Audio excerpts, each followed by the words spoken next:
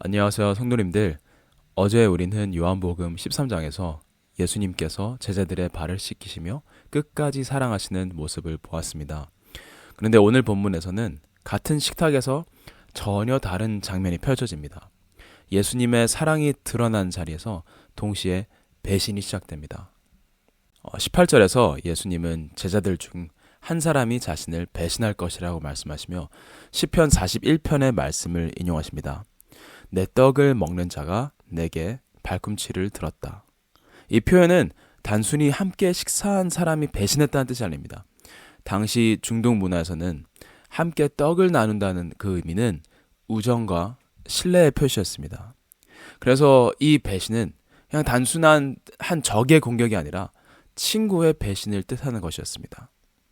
원수의 공격도 아프지만 가장 가까웠던 사람의 배신은 훨씬 더 깊은 상처를 남깁니다. 그런데 오늘 본문이 우리에게 더 깊이 생각하게 만드는 것은 유다가 예수님과 오랫동안 아주 가까이 있었다는 사실입니다. 그는 몇 년 동안 예수님의 가까운 제자였고 그 공동체 안에 같이 있었고 같은 식탁에 앉아 있었고 같은 떡을 먹었습니다. 심지어 요한복음 6장에서는 많은 제자들이 예수님을 떠났을 때도 유다는 예수님을 계속 따랐습니다. 그리고 심지어 예수님의 복음 사역에도 동참했던 자입니다. 그런데 여기서 볼 수 있는 것은 가까이 있다는 것이 곧 끝까지 참된 제자라는 의미는 아니라는 것입니다. 오늘 우리에게도 동일한 질문이 던져집니다. 우리가 교회 안에 있다고 해서 예배에 참여한다고 해서 어느 사역이나 선교에 동참한다 할지라도 자동적으로 주님과 가까운 것은 아닙니다. 입술과 겉으로는 가까워 보여도 마음은 식어가고 멀어질 수 있습니다. 그래서 유다의 이야기는 저희에게도 적용되는 경고입니다. 주님 곁에 있는 것과 주님께 속한 것은 다를 수 있습니다. 이제 21절에서 예수님은 심령이 괴로워하셨습니다.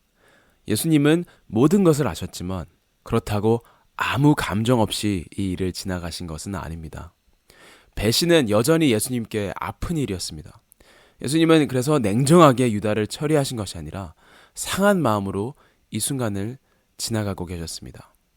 그런데 놀라운 것은 예수님께서 유다를 공개적으로 제자들 앞에서 드러내어 망신시키지 않으셨다는 점입니다. 오히려 떡 한 조각을 적셔 유다에게 주십니다. 그 당시 식탁 문화에서 주인이 손님에게 특별한 음식 조각을 건네는 것은 호의와 친밀함을 나타내는 행동이었습니다. 그래서 어떤 학자들은 이 장면을 예수님의 마지막 사랑의 손길로 이해합니다. 예수님은 유다가 배신하려는 것을 알고 계셨지만 마지막 순간까지 사랑으로 유다에게 다가가셨습니다. 어쩌면 그것은 유다에게 주어진 하나님의 마지막 기회였을지도 모릅니다.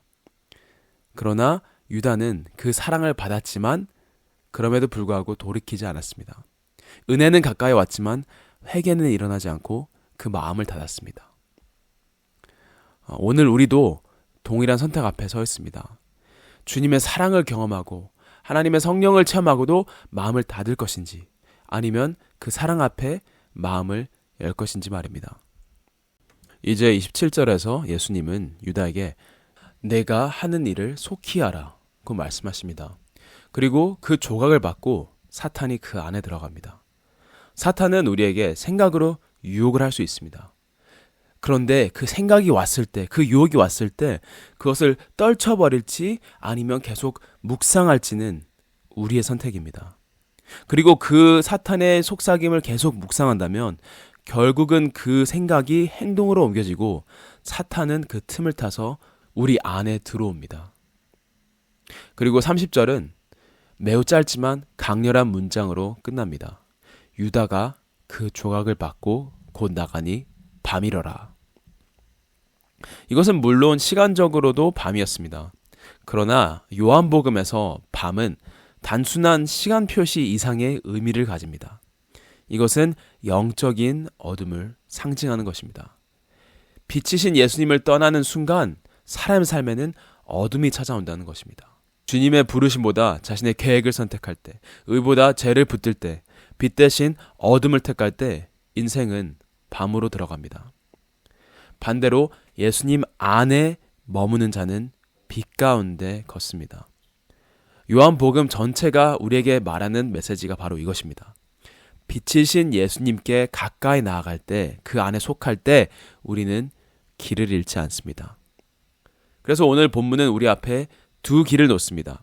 유다처럼 끝까지 마음을 닫고 하나님의 은혜를 체험했음에도 마음을 닫고 밤으로 나갈 것인지, 아니면 주님의 사랑 앞에 마음을 열고 빛 가운데 걸을 것인지입니다. 예수님은 오늘도 우리를 부르십니다. 아직도 늦지 않았습니다.